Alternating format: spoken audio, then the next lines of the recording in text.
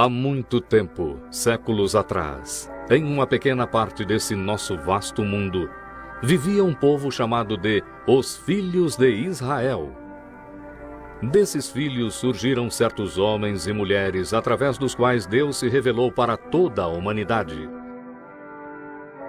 Um deles foi Salomão, um homem de sabedoria. Numa distribuição, Works Editora, Salomão, um homem de sabedoria, um episódio do Velho Testamento.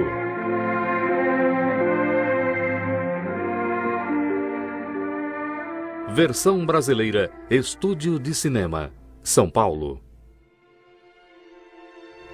Davi, rei de Israel, reinara por muitos anos e Deus o abençoara com grande glória e riquezas. Mas agora que ele já estava velho, era hora de outra pessoa assumir o trono. Um dos filhos de Davi, Adonias, era tão ávido por poder que ele já tentara se declarar rei. Quando Davi soube disto pela sua mulher Batseba e por Natã, o profeta, ele sabia que era hora de nomear o próximo rei. Vive o Senhor. E lhe jurei quando eu disse: Salomão, seu filho será rei depois de mim. Assim o farei no dia de hoje. Tomem consigo os meus servos. Façam Salomão, meu filho, montar na minha mula. Façam descer a Giom. Lá façam Zadok, o sacerdote, e Natã, o profeta, ungê-lo rei sobre Israel.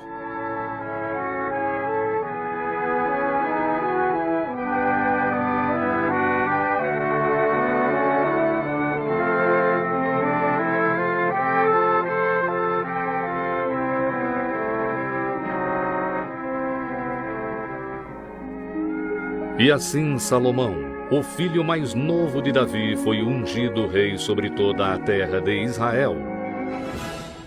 E todo o povo festejou, tocando trombetas e gritando: Viva o rei Salomão!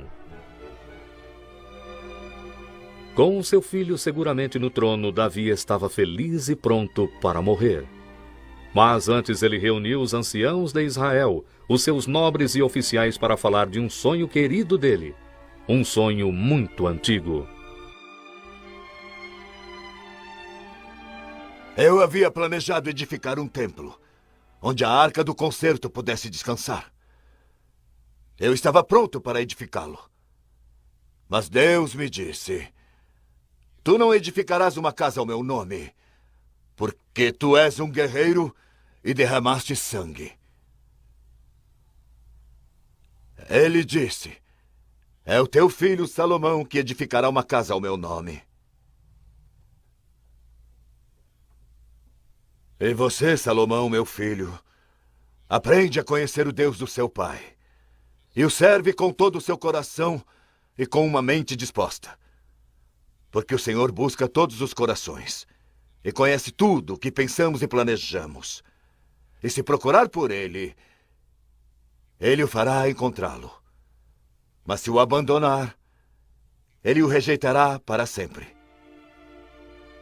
Seja cauteloso. O Senhor o escolheu para edificar um templo. Seja forte e o edifica. Então Davi deu a Salomão os esboços que foram desenhados para o templo em Jerusalém, e Salomão fielmente prometeu executar os planos. E dos seus próprios tesouros, Davi deu grandes quantidades de ouro e prata para a construção do templo. Seguindo o seu exemplo, as pessoas também deram presentes para o templo, e Davi se alegrou porque o seu maior desejo logo se realizaria.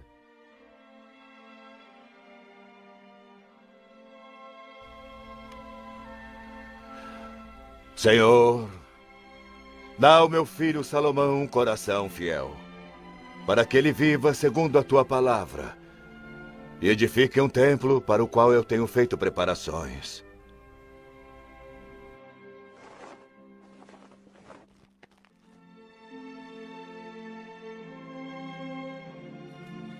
Assim começou o reino do rei Salomão. Salomão amou o Senhor e obedeceu aos seus mandamentos como Davi o fez. E ele ofereceu um grande sacrifício em Gibeon para pedir que Deus abençoasse o seu reino. Naquela noite, enquanto Salomão dormia, Deus falou com ele em um sonho, dizendo: Pede o que quiseres que te dê. Em vez de pedir grande glória, riquezas e poder, Salomão pediu ao Senhor: Senhor, tu me fizeste rei no lugar do meu pai, mesmo eu ainda sendo muito jovem. Quem pode reinar sobre essa grande nação sem a tua ajuda?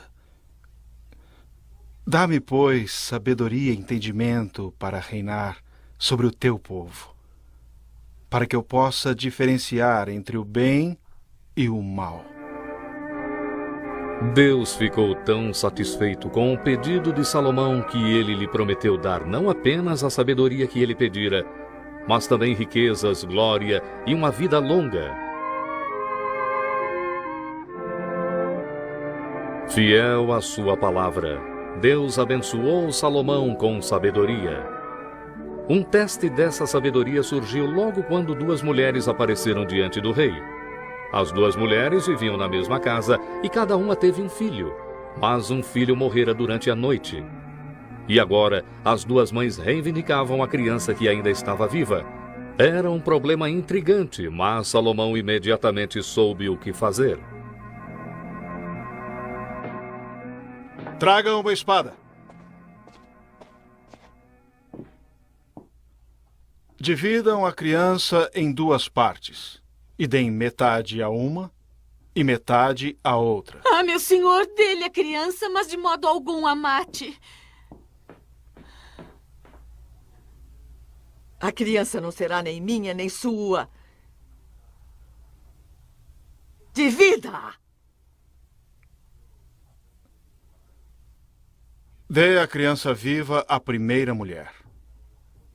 Ela é a mãe. Quando as pessoas souberam como o rei havia resolvido o caso, elas o respeitaram e perceberam que Deus lhe havia dado grande sabedoria.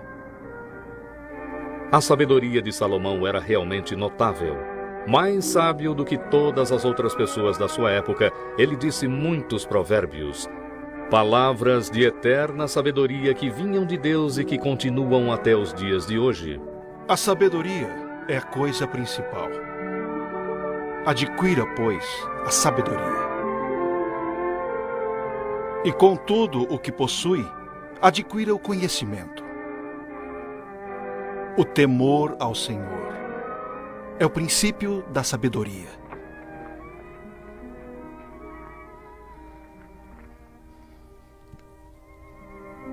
Confie no Senhor de todo o seu coração e não se emaranhe no seu próprio entendimento.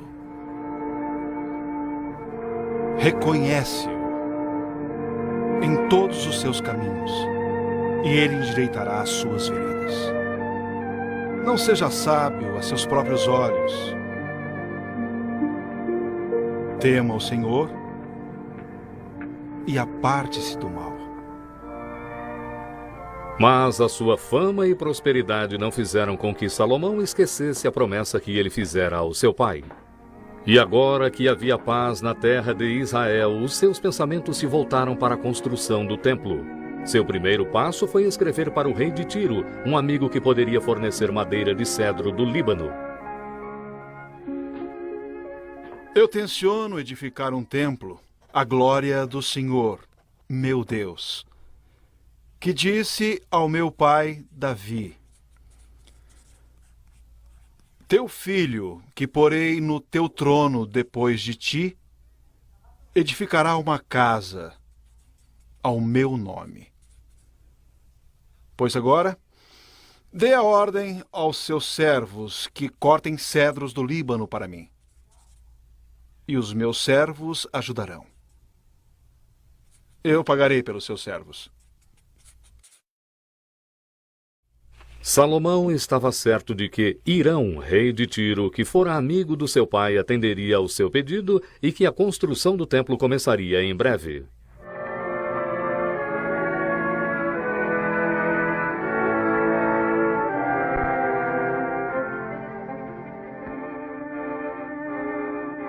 Havia muito trabalho a ser feito. Tinham que cortar árvores e descê-las pela costa do Mediterrâneo para um lugar onde seriam cortadas em tábuas. Pedras tinham que ser cortadas para o alicerce do templo. Salomão ordenou que fossem cortadas no tamanho certo antes de serem levadas para Jerusalém. O trabalho continuou por 7 anos e Salomão pessoalmente conduziu a construção do templo para garantir que tudo saísse como seu pai tinha planejado. Até as gravuras nas paredes do templo e os vasos de ouro que seriam usados no templo. Quando tudo estava pronto, a arca do concerto foi trazida para o templo com o rei Salomão e o povo indo à frente dela. Sacerdotes e os levitas seguiram e todo o povo teceu louvores a Deus porque o grande templo estava finalmente pronto. Depois de a arca do concerto ter sido colocada no seu lugar dentro do templo, a glória do Senhor envolveu o templo numa nuvem e Salomão, em frente de todo o povo, dedicou o templo com uma oração solene. Ó Senhor Deus de Israel, não há Deus como tu nos céus ou mesmo na terra, que guardas o concerto e a beneficência a teus servos, que andam com todo o seu coração diante de ti. Mas, em verdade, habitaria Deus na terra? Sim, os céus, o céu dos céus te não poderiam conter, quanto menos este templo que eu edifiquei. Salomão estava dizendo uma grande verdade, que a presença de Deus iluminava todas as coisas, pois Deus está em todo lugar. Mesmo assim, Salomão pediu para que Deus fizesse do templo a sua moradia, e que ele ouvisse as preces de todos que lá orariam por perdão. E quando Salomão terminou a sua oração, ele falou para o povo: Bendito seja o Senhor, que deu repouso ao seu povo de Israel. Nenhuma só palavra de todas as suas boas promessas falhou. O Senhor, nosso Deus, esteja conosco, como esteve com nossos pais. Não nos deixe e não nos desampare, e sim encha os nossos corações de amor, para que andemos em seus caminhos e guardemos os seus mandamentos. E quando Salomão acabou de abençoar o povo, eles ofereceram muitos sacrifícios. Festejaram 14 dias felizes por o Senhor ter sido tão bom com o seu povo.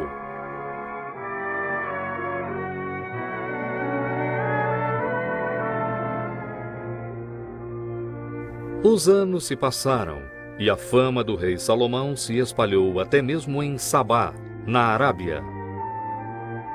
A rainha de Sabá decidiu ver por ela mesma se esse rei de Israel era tão sábio como as pessoas diziam que era, e assim ela viajou 2.200 quilômetros para visitá-lo. Quando a rainha chegou ao palácio de Salomão, viu o lindo templo e ouviu as respostas do rei a todas as suas perguntas, ela estava convencida de que a sabedoria e as riquezas de Salomão eram ainda maiores do que ela ouvira dizer. Bendito seja o Senhor, seu Deus, a quem agradou e que o colocou no trono de Israel. Porque o Senhor ama Israel, ele o estabeleceu rei, para que fizesse o que é justo e certo. E foi assim que um visitante de uma terra distante viu que a grande sabedoria de Salomão vinha da bênção do Senhor Deus.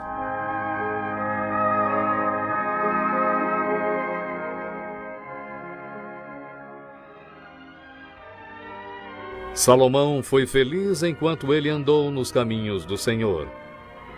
Mas houve um tempo na sua velhice em que ele se afastou do Senhor seu Deus e ele fez acordos com soberanos estrangeiros que não adoravam o único Deus verdadeiro.